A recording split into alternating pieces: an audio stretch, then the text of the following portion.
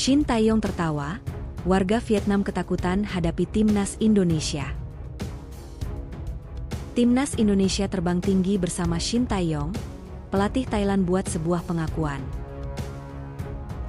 Proses naturalisasi Kelvin Verdong dan Jens Raven akan dibahas di DPR RI, bisa main lawan Irak Filipina.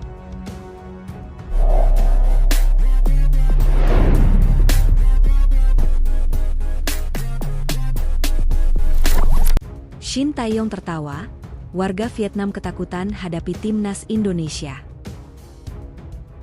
Pelatih timnas Indonesia, Shin Tae-yong dikabarkan tertawa ketika mengetahui hasil undian fase grup ASEAN Cup 2024. Dalam hasil undian tersebut, skuad Garuda tergabung di grup B bersama Vietnam, Filipina, Myanmar dan Laos.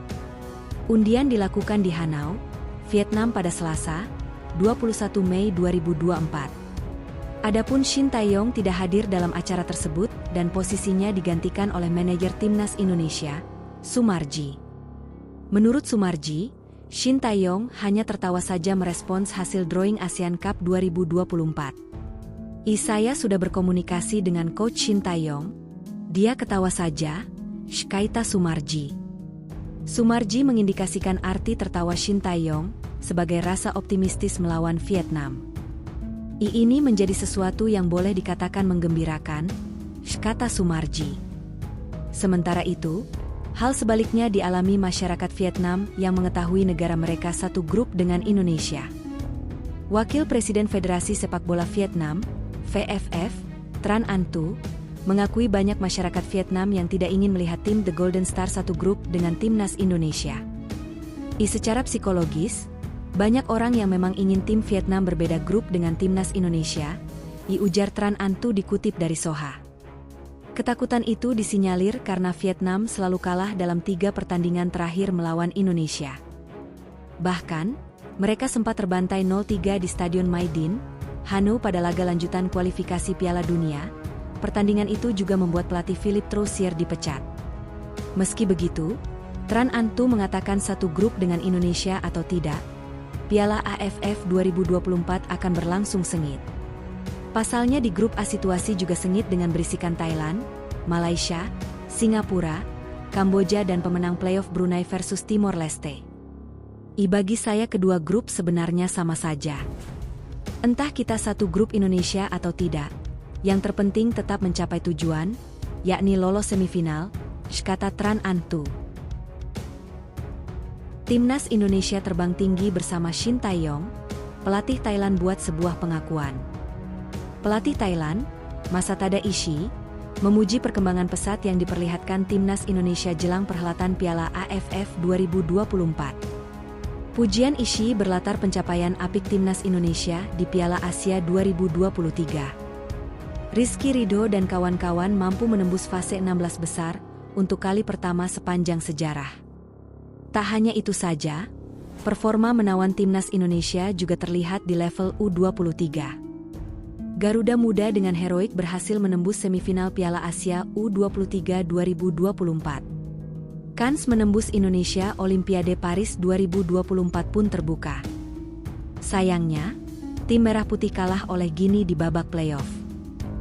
Pada pertandingan sebelumnya Indonesia bermain dan menciptakan hasil yang sangat bagus, kata Ishii dilansir dari The Tao 247.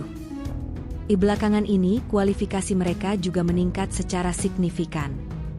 Saya pikir timnas mereka akan menjadi lebih baik mulai sekarang, ujar pelatih Thailand tersebut. Walau timnas Indonesia dalam tren positif, Ishii menegaskan tidak mengalami tekanan bersama skuad Thailand.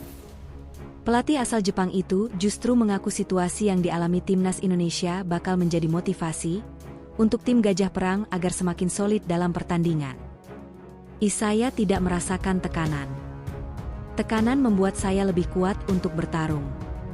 Saya pikir bukan hanya saya saja, tapi pelatih tim lain juga, pungkas Masatada Ishii. Pertama timnas Indonesia akan berada di grup B bersama Vietnam, Filipina, Myanmar, dan Laos.